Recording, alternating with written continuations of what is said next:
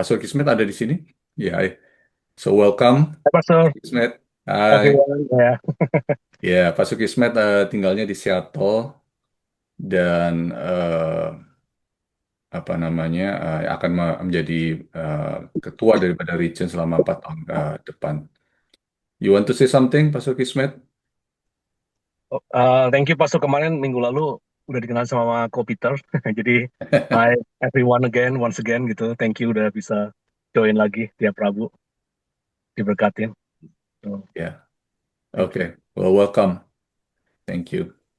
Ini Oke. kelihatannya persekutuan hari Rabu malam atau Kamis pagi di Indo ini banyak pastornya daripada jemaatnya ya kelihatannya ya. Jadi saya juga deg-degan nih Mbak firman Tuhannya nih. Soalnya banyak pastor ini lebih kritis biasanya orangnya gitu. Iya, salah satu itu ada Pastor Yes itu Pas Yesikel dari Lampung juga Pastor Tony. Pastor Yeskiel, oh ya mana? Ya, ada juga, tapi dia katanya lagi nyetir ini, nggak Oh bisa iya, nyalain ya. iya oke, baik. Jadi sekali lagi terima kasih. Saya ucapkan selamat datang semuanya. Dan juga saya ucapkan selamat ulang tahun untuk Ibu Lani yang hari ini berulang tahun ya, betul ya? Makasih, Pastor. Ya, happy birthday. Tunggu ya makan-makannya Lan. Ya, baik. Puji nama Tuhan, izinkan saya untuk eh, membawa firman Tuhan pada malam hari ini. Saya akan share screen. By the way, biasanya ada kesaksian. Apakah ada kesaksian malam hari ini? Tidak. Silakan bagi Iya, Bapak kayak Ibu yang sepertinya ada Orlando ada ini. Silahkan kalau ada mau kesaksian. Bro Orlando, Ya, shalom semuanya. ya. Keluarga besar IFGF Worldwide. Ya, perkenalkan saya Orlando. Ya, ini memang Peter dari kemarin sudah menembak saya terus. Kebetulan hari ini libur, jadi bisa mengikuti midweek. Perkenalkan saya Orlando. Singkat cerita, saya baru mengalami proses Tuhan, pertolongan Tuhan yang luar biasa. Saya diizinkan Tuhan untuk melewati banyak pengalaman baru. Jadi saya baru keluar dari tahanan. Saya diizinkan Tuhan untuk masuk ke satu rumah tahanan di Amerika. Kebetulan saya berasal dari New York dan saya berjemaat di IFGF New York, ya, di Pastor Tony bersama Ko Peter dan teman-teman. Jadi saya diizinkan Tuhan untuk mengalami perjumpaan Tuhan luar biasa selama hidup saya. Jadi hal yang mustahil terjadi. Singkat cerita, yang seharusnya saya tidak bisa mengikuti midweek ini dari New York, mungkin bisa mengikuti tapi dari Indonesia. Seharusnya saya mungkin sudah pulang ke Indonesia, tapi Tuhan berkata tidak. Jadi Tuhan memberikan saya kesempatan untuk kembali ke kota ini. Ya, jadi saya memang ada masalah dengan surat imigrasi. Lalu singkat cerita, saya ingin berlibur ke Kanada, ke Niagara Falls. Tetapi saya nggak ngerti saat itu saya diarahkan Google Map itu ke arah jalan yang lain. Jadi saya sempat melintasi jembatan Kanada di Buffalo. Lalu karena saya sudah tahu bahwa ini waktunya buat saya yang saya pasti udah harus berurusan dengan officer. Lalu saya kembali dan intinya saya kembali ke border. Lalu dari situ saya sudah tidak bisa dikasih lepas sama istri saya. Nah, dari situ saya ya diizinkan Tuhan untuk menikmati sel kecil. Nah, singkat cerita ya Bapak Ibu Saudara, Tuhan itu menyingkapkan semua hal yang belum pernah saya alami di Indonesia. Dari donasi yang terkumpul sekitar lebih dari 20.000 dolar dari utara, barat, selatan, timur, seperti apa yang firman Tuhan katakan, dan saya tidak punya keluarga di sini karena saya perantau. Lalu lewat perkenanan Tuhan juga, kemurahan Tuhan, istri saya dibebaskan dari tahanan di Texas, Houston. Ada beberapa hamba Tuhan yang ikut membantu di sana, IFGF tentunya. Lalu dari Louisiana, saya diizinkan untuk 1 bulan, diizinkan untuk dikasih kebebasan oleh hakim, yang saat itu juga saya berdoa sama Tuhan untuk sidang itu. Tapi tidak cukup dari situ. Kalau istri saya 3 minggu, saya diizinkan 2 bulan. Jadi tidak segampang itu bagi saya. Saya harus di tempat Tuhan, di proses Tuhan lebih lama lagi. Ya, jadi itu khusus kesaksian dari saya yang saat ini kalau Bapak Ibu tahu bahwa untuk hal imigrasi di bawah pemimpin sekarang itu sangat ketat sekali dan memang menjadi agenda, yaitu massive deportation. Ya, saya nggak malu untuk mengatakan ini, tetapi ini adalah kesaksian yang luar biasa, perjumpaan dengan Tuhan luar biasa, kerjaan Tuhan luar biasa. Tuhan izinkan saya untuk kembali ke kota New York, dan ya dari perjumpaan Tuhan ini, dari saya sadar, saya alami, saya kecap bahwa memang benar Allah kita adalah Allah yang sanggup. Jika Tuhan sudah membuka pintu, tidak ada yang dapat menutupnya. Siapalah saya di saat masa-masa sulit ini, saya masih bisa diberi kebebasan, karena kalau bukan kemurahan Tuhan, saya tidak bisa untuk kembali ke negara ini. Tapi harusnya saya di Indonesia pasti. Tapi ya itu, saya bersyukur. Memang saya harus menerima kesalahan saya akuin kesalahan saya, pelanggaran saya. Dan ya itulah Bapak Ibu. Jadi saya pertama yang pernah saya mujizat pertama adalah istri saya dibebaskan. Lalu saya juga dibebaskan Bapak Ibu, yang harusnya salah satu harinya dipulangkan, salah satu mungkin dibebaskan, tapi dua-duanya menjadi paket lengkap. Ini adalah hal yang menurut saya jarang sekali terjadi. Yang kedua, banyak orang di luar sudah bilang saya pasti pulang, tapi ya seperti lagu, if Jesus say yes, nobody say no. Jadi yang kedua, Pastor Tony, saya keep in touch dari penjara. Ya, saya nangis, saya belum pernah di penjara di Indonesia. Lalu saya bertemu dengan para imigran-imigran lain, tentunya yang banyak dari Latin, Bapak Ibu. Ada 100 orang dalam sel, sharing kamar mandi, semuanya layaknya penjara Bapak Ibu. Nah, lalu saya pernah mendapat pengalaman baru, saya diborgol tangan, kaki, dan perut. Dan saya ditransfer dari Ohio ke Louisiana dengan diborgol, dan juga diberi makan, tapi dengan cara diborgol juga. Jadi saya makan, pengalaman pertama saya, karena saya juga dulu pernah berkecimpung di dunia pariwisata. Saya kerja di Golden Rama di Jakarta, kalau Bapak Ibu tahu. Jadi saya tour leader gitu. Jadi saya pertama kali pengalaman kalau di pesawat itu enak nonton TV atau apa. Ini saya makan aja harus bungkuk, meraih tangan saya makannya di itu saya. Jadi ya luar biasa. Kalau Bapak Ibu pernah lihat berita-berita ada yang dipenjara kaki dan tangan, ya itu salah satunya saya. Jadi itu luar biasa Bapak Ibu. Yang kedua, Pastor Tony memberikan info bahwa di luar sana banyak Tuhan kirimkan pertolongan, karena bon saya itu cukup besar jumlahnya. Ternyata Pastor Tony bilang, kamu tahu bahwa Tuhan kirimkan bantuan yang tidak pernah saya pikirkan. Yang donasi tadi saya sebutkan lebih dari 20.000, kalau kita kurskan itu mungkin 300 juta yang terkumpul kurang lebih dari 1 bulan. Jadi itu dahsyat pertolongan Tuhan Bapak Ibu. Demikian kesaksian saya. Jadi ya saya lewat kesaksian saya memberi kekuatan buat kita semua bahwa Allah sanggup. Yang penting kita berkenan di mata Tuhan dan kita mengaku dosa. Pokoknya kita berserah. Ya, saya sudah bilang, Tuhan kalau belum dideportasi, dikembalikan ke Indonesia, berikan saya damai sejahtera, dan kiranya tuntun saya untuk melangsungkan hidup kembali di Indonesia, karena saya tahu di dalam firman Tuhan dikatakan bahwa rancanganku bukanlah rancangan kecelakaan, tetapi rancangan damai sejahtera yang penuh dengan masa depan atau harapan. Jadi saya bilang gitu sama Tuhan. Ya, tapi Tuhan, sekali lagi, saya nggak tahu apa yang terjadi, kenapa saya dibebaskan, bahkan paket komplit bersama istri saya, yang harusnya salah satu mungkin bisa ditahan. Yaitu Bapak Ibu, Allah luar biasa, terpujilah Tuhan. Terima kasih.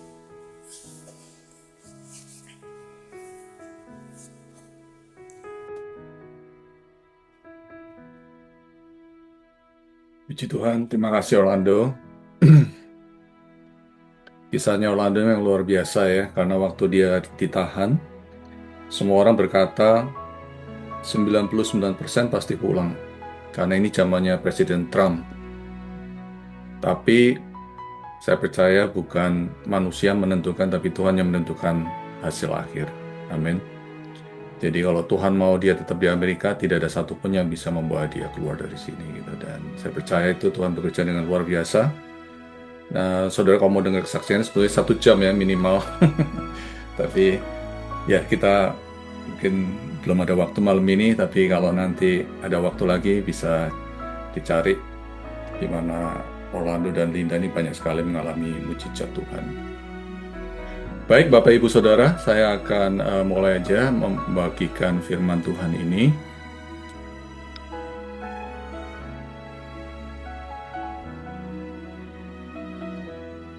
Apakah bisa dilihat? Saya punya PowerPoint. Bisa ya? Baik. Pastor. Kita bulan ini ada tema dari pusat, yaitu tentang when life under pressure ya. Waktu hidup itu mengalami suatu tekanan. Jadi kita udah dengar kesaksian dari Orlando, bagaimana 2 bulan dia ditahan. Saya yakin tuh hidup yang banyak tekanan ya, hidup di dalam suatu tahanan itu bukan suatu hal yang mudah. Karena dia harus menyesuaikan diri dengan segala keadaan, dengan makanan, dengan orang-orang sekitarnya dan lain-lain. Ya, kita sebagai manusia pasti penuh dengan tekanan juga gitu ya.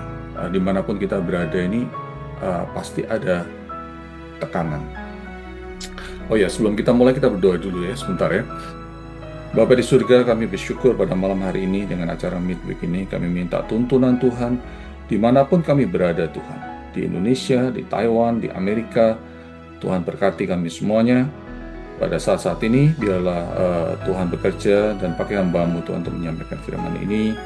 Berkatilah kami semuanya, berkati dengan roh hikmat dan wahyu-Mu Tuhan, untuk kami bisa mengerti firman-Mu. Terima kasih, kami berdoa bersyukur hanya di dalam nama Tuhan Yesus. Amin. Amin. Jadi, kita semua punya tekanan. Kita, apapun kita ya, Anda mungkin gembala ya, sebagai hamba Tuhan, itu juga banyak tekanan ya. Mungkin dari ekspektasi jemaat, mungkin dari masalah yang terjadi di gereja, dan lain-lain. Sebagai jemaat pun, hidup juga mungkin banyak tekanan. Saya tidak tahu di tempat lain, kalau kami di New York mungkin juga banyak tekanan ya, karena dari pekerjaan yang cukup tough di sini, dan juga kehidupan ya, kita situasi yang ada gitu, itu membuat kita penuh tekanan juga gitu. Sebagai anggota keluarga pun mungkin kita juga mengalami tekanan. Sebagai suami, kita punya tanggung jawab menghidupi anak-anak, ya, menghidupi keluarga. Sebagai seorang istri, kita harus mendidik anak, kita harus mengelola keluarga, ya, menyediakan kebutuhan keluarga. Itu pun juga ada tantangan, ya. Sebagai pelayan Tuhan pun kita juga mungkin ada tantangan dalam pelayanan itu. Mungkin ada gesekan, mungkin ada hal-hal yang membuat kita merasa sulit, dan lain-lain. Jadi sebagai manusia, secara normal kita akan mengalami yang namanya pressure. Ya. Kita akan belajar dari kisah seorang hamba Tuhan yang bernama Elia, dari kitab 1 Raja 19, ayat 1-8. Di sini dikatakan bahwa ketika Ahab memberitahukan kepada Isabel segala yang dilakukan Elia dan perihal Elia mau membunuh semua nabi itu dengan pedang, maka Isabel menyuruh seorang suruhan mengatakan kepada Elia, beginilah kiranya para Allah menghukum aku, bahkan lebih lagi daripada itu, jika besok kira-kira pada waktu ini aku tidak membuat nyawamu sama seperti nyawa salah seorang dari mereka itu. Bagi Bapak Ibu yang mengerti kisah ini, di pasal sebelumnya, Elia itu barusan mengalami atau melewati suatu, kalau kita bilangnya bahasa Inggris itu showdown ya, atau pertarungan dengan nabi-nabi Baal. Ada lebih dari 800 nabi Baal yang melawan Elia seorang diri, dan mereka bertanding untuk minta api turun dari surga. Ya, tentunya hanya doa Elia yang dijawab dengan luar biasa oleh Tuhan, dan nabi-nabi itu tidak didengar oleh dewa mereka gitu. Sehingga akhirnya selesai daripada itu, Elia membunuh semua Nabi Baal itu, dan itu merupakan suatu peristiwa yang sangat drastis sekali dalam sejarah bangsa Israel. Namun, tentunya hal itu tidak menyenangkan sang raja, karena raja ini mempunyai seorang istri yang bernama Isabel, dan Isabel ini sebenarnya bukan orang Israel, tapi dialah dari bangsa asing yang membawa nabi-nabi Baal itu datang di Israel. Jadi waktu dia mendengar bahwa Nabi Elia membunuh nabi-nabi itu, maka begitu marah Isabel dan dia berjanji dia akan bunuh Nabi Elia. Nah, kita bayangkan ya, Nabi Elia itu bukan nabi kecil, dia nabi besar ya, luar biasa, sudah dipakai Tuhan dalam berbagai macam mujizat. Dia bisa membangkitkan orang mati, ya, dia memberi makan janda di Sarfat, dia mengalami salah satu yang peristiwa yang luar biasa, yaitu dia tidak mati tapi diangkat ke surga. Jadi ini ada seorang nabi besar yang namanya itu sangat terkenal sekali di Israel. Dia tidak takut melawan 800 nabi Baal, luar biasa. Namun pada saat itu dia akan mengalami sesuatu peristiwa mental, di mana ini juga mungkin banyak dialami hamba Tuhan, di mana setelah dia mengalami suatu kemenangan besar, dia mungkin merasa capek atau merasa lemah, dan akhirnya dia merasa ketakutan. Di ayat yang ketiga dikatakan, maka takutlah ia, lalu bangkit dan pergi menyelamatkan nyawanya. Bayangin, dia tidak takut 800 nabi Baal, tapi dia takut dengan seorang wanita. Ini saya percaya bukan ketakutan biasa, tapi ini ada spiritual attack atau suatu serangan rohani yang menyerang Nabi Elia pada saat itu. Dan setelah sampai ke Beersheba yang termasuk wilayah Yehuda, ia meninggalkan bujangnya di sana. Tetapi ia sendiri masuk ke padang gurun sehari perjalanan jauhnya, lalu duduk di bawah sebuah pohon arar. Kemudian ia ingin mati. Wow, ternyata Elia ini betul-betul mirip kayak kita ya. Kadang-kadang kita kalau udah takut luar biasa, kita mengalami suatu stres, mengalami suatu tekanan yang begitu besar, kadang-kadang kita nggak tahu dengan saudara, tapi kadang-kadang saya juga berkata demikian sama Tuhan, Tuhan ambil aja nyawaku gitu kan, buat apa aku hidup lagi di dunia ini, sudah begitu banyak masalah, begitu banyak tekanan, aku ingin mati aja gitu. Nah, ada istilahnya suicidal spirit ya, dia kepengen mati aja gitu. Katanya cukuplah itu. Sekarang ya Tuhan, ambillah nyawaku, sebab aku ini tidak lebih baik daripada nenek moyangku. Firman Tuhan di kitab Yakobus berkata bahwa Elia ini hanya manusia biasa, namun dia dipakai Tuhan dengan luar biasa. Jadi ternyata Nabi Elia yang begitu besar itu juga bisa mengalami suatu ketakutan, mengalami suatu stres, tekanan, sampai dia ingin mati. Ya, jadi kalau kita pun mengalami stres, ternyata itu bukan sesuatu yang aneh, bukan sesuatu yang tidak normal. Ternyata Nabi Elia pun mengalami ya rasa stres yang luar biasa itu. Namun kisah itu tidak berhenti di situ, tapi Tuhan mengirimkan seorang malaikat ya. Sesudah itu ia berbaring dan tidur di bawah pohon arar itu, tetapi tiba-tiba seorang malaikat menyentuh dia serta berkata kepadanya, bangunlah, makanlah. Ketika ia melihat sekitarnya, maka pada sebelah kepalanya ada roti bakar dan sebuah kendi berisi air. Lalu ia makan dan minum, kemudian berbaring pula. Tetapi malaikat Tuhan datang untuk kedua kalinya, menyentuh dia serta berkata, bangunlah, makanlah. Sebab kalau tidak, perjalananmu itu nanti terlalu jauh bagimu. Maka bangunlah ia, lalu makan dan minum, dan oleh kekuatan makanan itu ia berjalan 40 hari 40 malam, lamanya sampai ke gunung Allah, yaitu gunung Horeb. Di firman Tuhan di kitab Ratapan berkata, adalah baik bagi seorang pria memikul kuk pada masa mudanya, biarlah ia duduk sendirian dan berdiam diri kalau Tuhan membebankannya. Ternyata tekanan itu tidak jelek, saudara.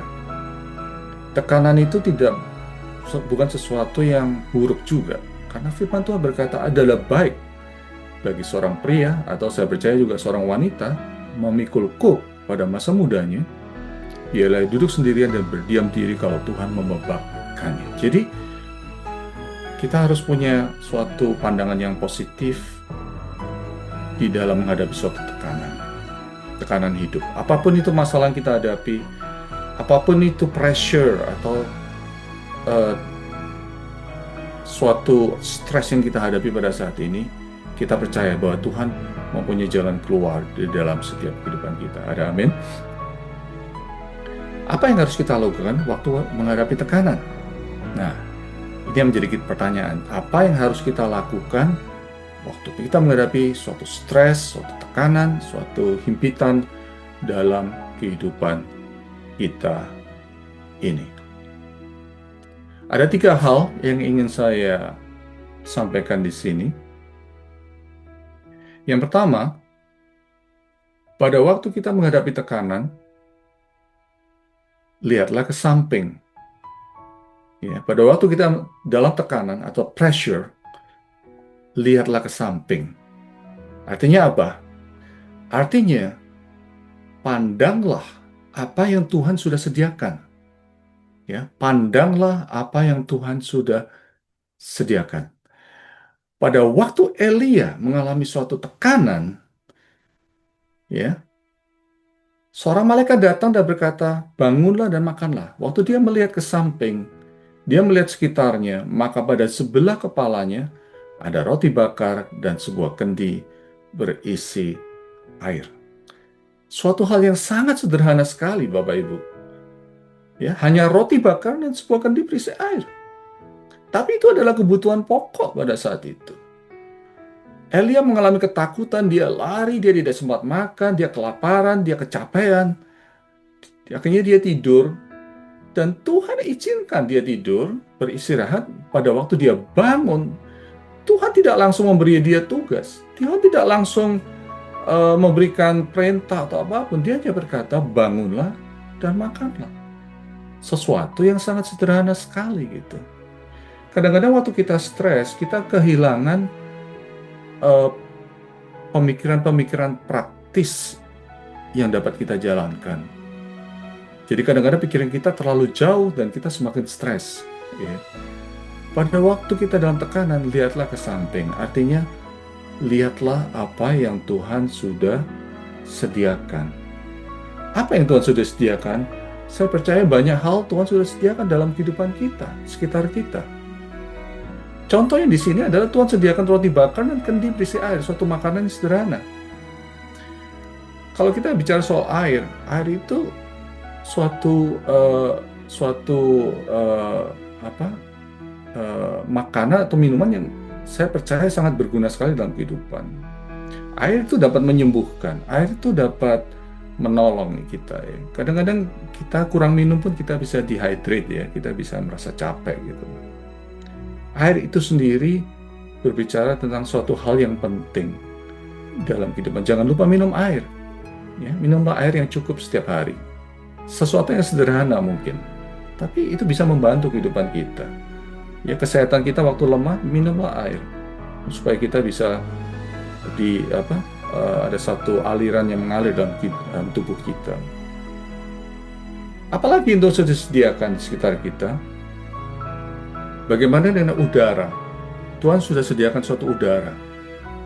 Itu kita nggak usah bayar, ya kan? Saya pernah ke suatu waktu saya stres, saya pernah bertemu dengan seorang konselor. Ya, saya ditawarin mau nggak ketemu konselor? Ya boleh, saya bilang nggak apa-apa. Iseng aja, kita pengen tahu gitu. Ngobrol dengan dia enak juga gitu. Dan dia bilang gini, kalau kamu stres, kamu tarik nafas dulu. Ya. Kadang-kadang kita lupa tarik nafas, sesuatu yang sangat sederhana sekali. Coba Bapak Ibu sekarang ambil waktu sebentar, kita tarik nafas.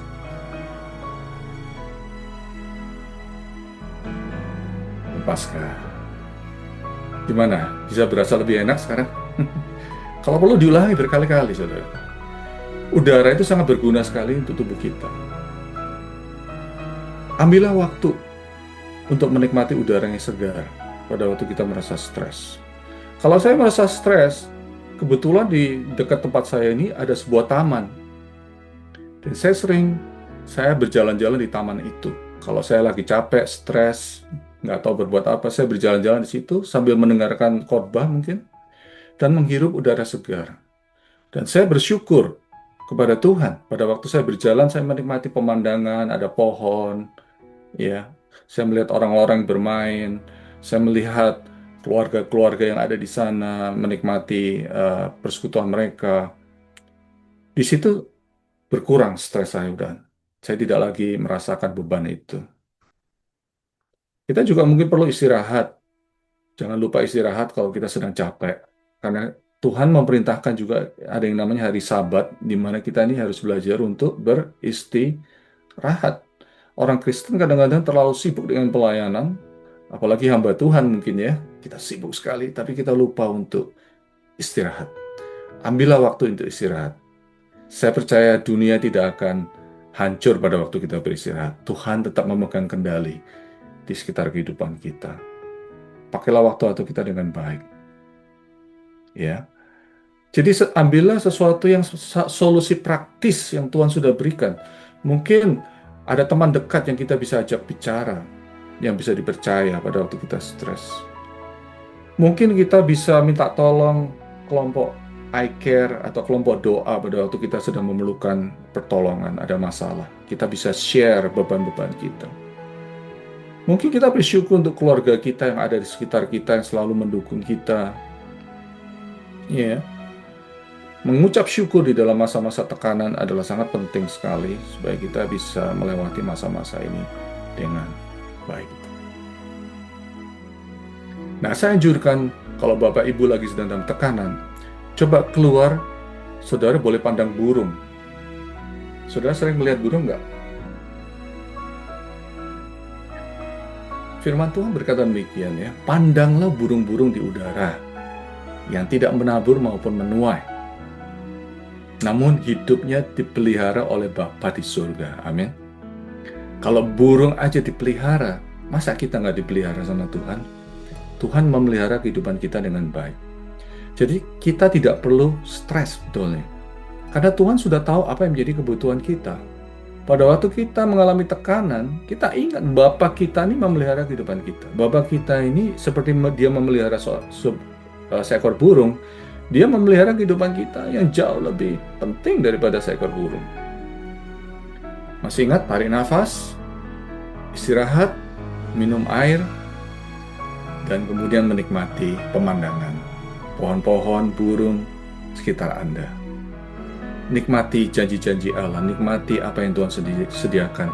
Dan seringkali kita melupakan apa di sekitar kita, yaitu Alkitab, firman Tuhan. Di situ banyak sekali janji Tuhan yang bisa kita andalkan. Kadang-kadang apa yang di sebelah kita tidak pakai. Kita bingung cari solusi yang terlalu jauh. Apa yang sudah ada kita tidak nikmati, kita tidak pakai untuk menyelesaikan masalah. Pakailah firman Tuhan, pakailah apa yang Tuhan sudah berikan sekitar kita untuk bisa memberkati kehidupan kita. Amin. Yang kedua, tadi yang pertama, waktu dalam tekanan, lihatlah ke samping. Yang kedua, waktu di dalam tekanan, lihatlah ke bawah. Kenapa lihat ke bawah? Kalau kita lihat ke bawah, berarti kita ada di mana? Di atas. Pandang masalah dari kacamata Tuhan. Ada amin? Seringkali kita tidak melihat masalah dari kacamata Tuhan. Kita melihat dari kacamata pribadi. Sehingga sulit sekali menyelesaikan masalah itu. Pandang masalah dari kacamata Tuhan. Berapa banyak Bapak Ibu sini suka naik pesawat atau sering naik pesawat? Ya, saya tuh kurang suka naik pesawat karena saya suka mabuk gitu kalau naik pesawat. Tapi kalau kita ada di pesawat, kita melihat keluar lewat jendela pesawat. Kita berada di atas, kita melihat semuanya serba kecil, ya kan? Misalnya kota itu adalah kota New York ya. Kalau kita di dalam kota New York kita stres. Tapi begitu kita di pesawat, di atas, kita lihat, oh rumah kecil-kecil, orangnya kecil-kecil. masalah kita juga jadi kecil, amin. Rasanya, ini gampang nih selesainya ini. Tidak susah gitu. Nah, seringkali kita lupa memandang masalah daripada kacamata Tuhan. Kenapa?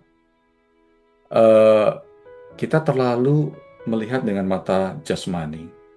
Seperti Elia, di ayat berikutnya dari kisah itu, waktu Tuhan bercakap-cakap dengan Elia, Elia berkata, aku ini hanya seorang diri. Jadi dia merasa ketakutan. Dia merasa tidak ada yang menolong dia gitu. Karena itu dia ingin mati. Tapi kemudian ternyata Tuhan berkata, no, masih ada 7.000 orang yang tidak menyembah Dewa Baal. Kamu tidak sendirian. Tuhan lebih tahu keadaan kita daripada kita sendiri gitu. Nah, seringkali kita melihat masalah dari kacamata pribadi sehingga kita tidak mampu menyelesaikannya.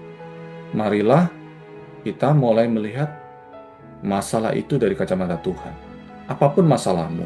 Misalnya engkau punya masalah keuangan. Tidak cukup. Ya, gaji tidak cukup mungkin.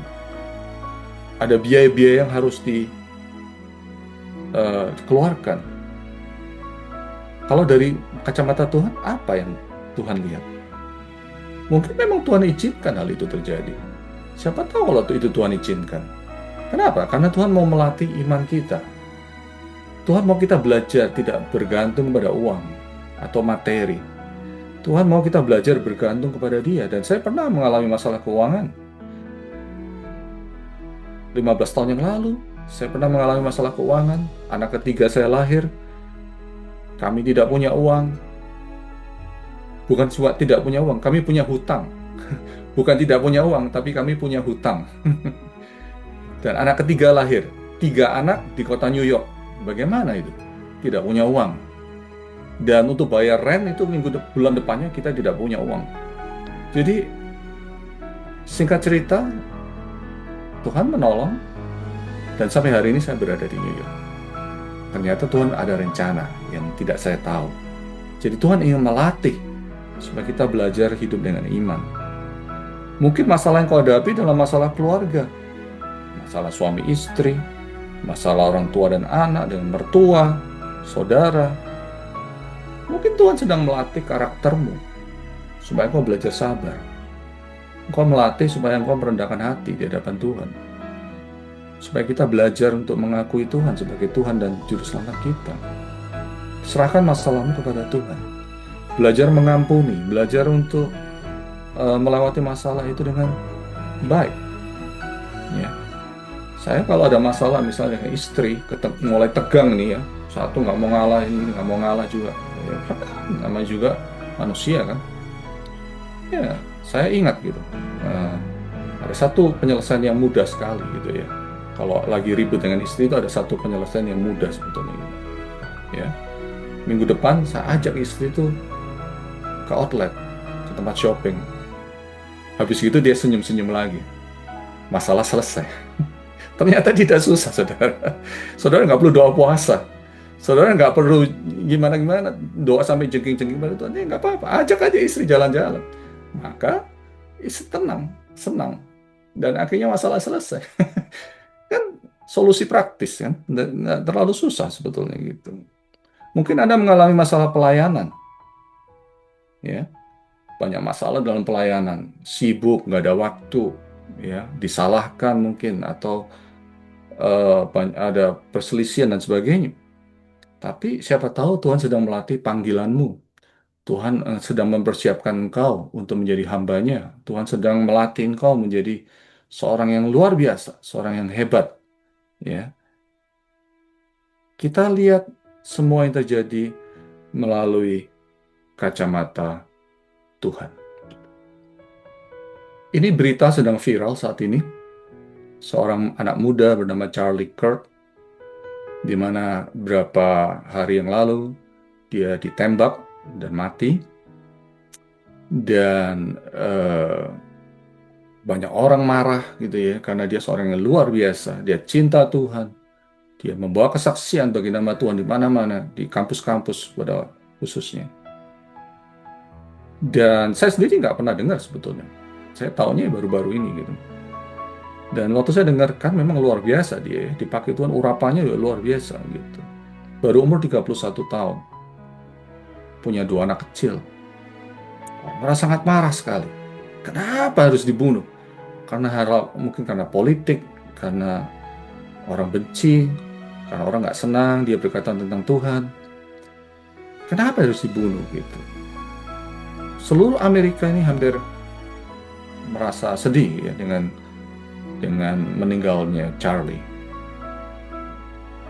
Namun, itu kalau kita lihat dari kacamata manusia.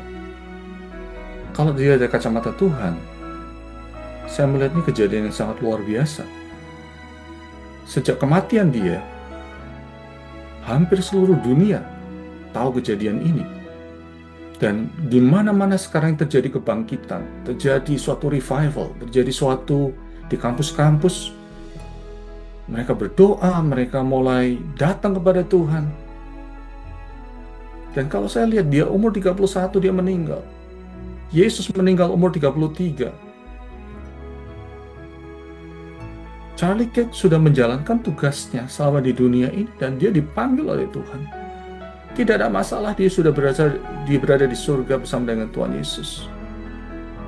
Betul, mungkin keluarganya sedih, tapi pengorbanannya tidak sia-sia. Karena ini menghasilkan suatu gerakan yang luar biasa di seluruh dunia. Allah turut bekerja dalam segala sesuatu untuk mendatangkan kebaikan bagi mereka yang mengasihi Dia. Ternyata suatu masalah dapat Tuhan ubahkan menjadi suatu hal yang luar biasa kalau kita lihat daripada kacamata Tuhan. Saya percaya tadi kisah Orlando, pertamanya kita lihat, aduh, ditahan, ditangkap sama yang 3 huruf ini. Kita juga khawatir, kita sedih, kita bingung. Namun, selesai dari itu kita lihat betapa luar biasa Tuhan kita Yesus Kristus. Dia pakai ini untuk menjadikan suatu kesaksian, menjadikan suatu kegerakan, menjadikan suatu masa depan yang lebih baik lagi. Saya percaya bagi kehidupan Orlando dan Linda. Dan saya percaya Tuhan akan memakai mereka dengan luar biasa. Karena itu, marilah kita belajar di dalam waktu tekanan. Kita bukan cuma melihat ke samping, tapi kita juga melihat ke bawah melalui kacamata Tuhan. Apa yang Tuhan sedang kerjakan dalam kehidupan yang kita alami saat ini. Dan yang terakhir, waktu kita dalam tekanan, while you're under pressure, lihatlah ke atas. Haleluya. Artinya apa? Carilah Tuhan untuk mendapat kekuatan. Pada waktu Elia, setelah dia berikan makan, roti bakar, dan air, istirahat, udah tidur, kuat. Dan Tuhan menyuruh dia kembali berjalan. Dia berjalan menuju suatu gunung yang bernama Gunung Horeb. Kalau kita belajar di Alkitab, kita tahu Gunung Horeb itu adalah gunung di mana Nabi Musa bertemu dengan Tuhan, yaitu melalui semak yang menyala. Gunung Horeb adalah tempat perjumpaan dengan Tuhan. Elia, setelah dipulihkan kekuatan jasmani, dia kembali naik ke Gunung Horeb untuk mencari Tuhan. Untuk bersekutu dengan Tuhan kembali. Bagaimana dengan kehidupan kita? Kapan terakhir kita benar-benar cari Tuhan? Mungkin selama ini kita cari uang. Kita cari pelayanan, tapi belum tentu kadang-kadang kita nggak cari Tuhan. Carilah Tuhan selama Ia masih berkenan ditemui. Yesaya 55 berkata demikian. Saya percaya di Gunung Horeb itu ada hadirat Tuhan. Ada kekuatan dari Tuhan. Yesaya 40 ayat 31 berkata, orang yang menanti-nantikan Tuhan, dia akan mendapat kekuatan baru. Dia berjalan tidak menjadi lesu, dia berlari tidak menjadi lemah. Pada waktu kita mendapat kekuatan dari Tuhan, kita akan mampu melakukan banyak hal. Ini berbicara tentang doa, bersekutu dengan Tuhan. Doa bukan cuma sekedar meminta kepada Tuhan. Doa bukan sekedar berbicara kepada Tuhan, tapi doa itu adalah waktu di mana kita mendapatkan hadirat Tuhan. Kita mendapat kekuatan baru dari Tuhan. Sekarang saya kalau berdoa, saya hadir di acara doa, Saya tidak mau banyak berbicara, karena saya lebih senang mendapatkan hadirat Tuhan. Kalau kita doa 2 jam, mungkin kita bicara cuma 5 menit, 10 menit, setelah itu kita cuma minta hadirat Tuhan memenuhi kehidupan kita. Pada waktu hadirat Tuhan turun, kekuatan Tuhan ada, dan kita mampu melakukan perkara-perkara yang besar. Dan bukan hanya itu, pada waktu hadirat Allah turun, pada waktu kita dekat dengan Tuhan, Tuhan akan memberikan hikmat kepada kita. Efesus 1 berkata, mintalah kepada Dia roh hikmat dan wahyu, untuk kita bisa memecahkan masalah-masalah kita hadapi. Seringkali kita stres, kita tidak cari Tuhan, kita tidak bisa mendapatkan jawaban dari masalah kita. Tapi pada waktu kita duduk di depan Tuhan, kita diam, Tuhan hadir bersama kita, hikmat itu turun, hikmat itu menerangi kehidupan kita. Karena itu, carilah Tuhan, carilah hadirat Tuhan dalam kehidupan kita. Lihat ke atas, cari Tuhan dalam segala kehidupan kita, dalam segala masalah yang kita hadapi. Saya percaya sekali, penyembahan itu bukan masalah praise and worship. Penyembahan itu bukan masalah bernyanyi kepada Tuhan. Penyembahan itu meninggikan Tuhan, supaya ada satu pertukaran, yaitu rasa lelah kita diangkat sama Tuhan, rasa capek kita dibebaskan oleh Tuhan, rasa bingung kita dilepaskan oleh Tuhan, dan kita diberikan hadirat-Nya, diberikan kekuatan baru, diberikan harapan baru, sukacita, dan kemenangan. Pada waktu kita menyembah Tuhan, Tuhan hadir bersama dengan kita. Saya tidak tahu dengan Bapak Ibu Saudara, tapi setiap kali saya menyembah Tuhan, saya dikuatkan. Kadang-kadang tidak usah lama, 10 menit, 15 menit kita menyembah Tuhan, hadirat Tuhan hadir, rasa lelah itu bisa hilang, kekuatan baru hadir, bahkan mungkin kita bisa disembuhkan oleh Tuhan. Bapak Ibu, mari pakai waktu-waktu ada setiap hari untuk menyembah Tuhan, berdoa, mencari hadirat Tuhan. Jangan kita sibuk dengan pelayanan, jangan kita sibuk dengan pekerjaan saja, tapi cari hadirat Tuhan di setiap saat dalam kehidupan kita. Pandang ke atas, karena hanya Tuhan yang dapat menolong kehidupan kita. Sebagai kesimpulan atau ringkasan pada waktu engkau dalam tekanan, when you are under pressure, pertama, lihatlah ke samping. Cari solusi praktis. Lihat apa yang Tuhan sediakan. Mungkin teman saudara, mungkin I care, mungkin istirahat, mungkin itu sesuatu yang menyehatkan kita, mungkin itu udara kita perlukan, mungkin itu keluarga. Lihatlah ke samping, apa yang Tuhan sudah sediakan dalam kehidupan kita. Jangan terlalu jauh. Tuhan itu Tuhan yang praktikal sebetulnya. Kita kadang-kadang orang Kristen terlalu merohanikan segala sesuatu. Firman Tuhan bilang, kalau orang lapar datang kepada kita, jangan kita cuma mendoakan dia, berilah dia makan. Kasih makan seperti Tuhan Yesus. Penuhi kebutuhan jasmani. Demikian juga Tuhan memenuhi kebutuhan jasmani kita terlebih dahulu, sebelum dia memenuhi yang lain-lain. Kemudian lihatlah ke bawah. Berarti kita harus belajar lihat dari kacamata Tuhan. Lihatlah apa yang Tuhan sudah rencanakan. Lihatlah apa yang Tuhan sudah lakukan dalam kehidupan kita. Jangan kita bingung. Kita percaya, semua ini sudah bagian dari rencana Tuhan. Tuhan itu kekal, Tuhan itu absolut, Tuhan itu Tuhan yang penuh kuasa. Tidak ada sesuatu terjadi tanpa seizinnya. Kalau Tuhan izinkan, bertanyalah kepada Tuhan, apa ya rencana Tuhan dalam kehidupan kita.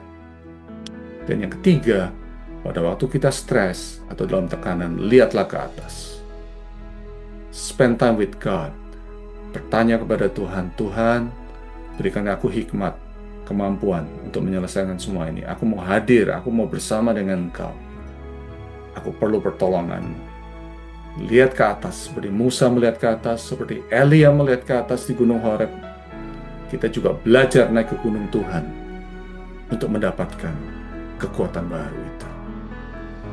Saya tutup dengan firman di Mazmur 121, ayat favorit saya. Aku melayangkan mataku gunung-gunung, Dari manakah akan datang pertolonganku?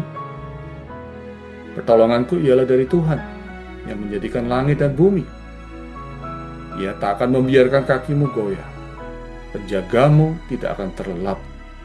Sesungguhnya tidak terlelap dan tidak tertidur penjaga Israel. Tuhanlah penjagamu, Tuhanlah naunganmu di sebelah tangan kananmu. Amin. Mari kita berdoa. Bapa di surga, terima kasih untuk firman-Mu ini. Biarlah ini boleh menguatkan hati hamba-hambamu, jemaat-Mu yang ada di acara ini. Berikan kepada kami kekuatan pada saat kami mengalami tekanan. Biarlah kami melihat apa yang sudah Kau kerjakan, apa yang sudah Kau sediakan, apa yang sudah Engkau lakukan dalam kehidupan kami ini. Berkati kami, sehingga kami semuanya akan mampu seperti Elia, dikuatkan. Kami mampu berjalan lagi, kami mampu naik ke Gunung Horeb, meminta hadirat Tuhan memenuhi hidup kami semuanya. Dimanapun kami berada Tuhan, Tuhan juga ada.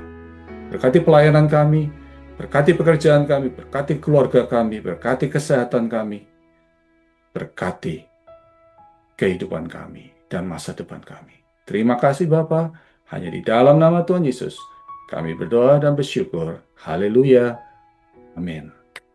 Saya serahkan kembali kepada pembawa acara.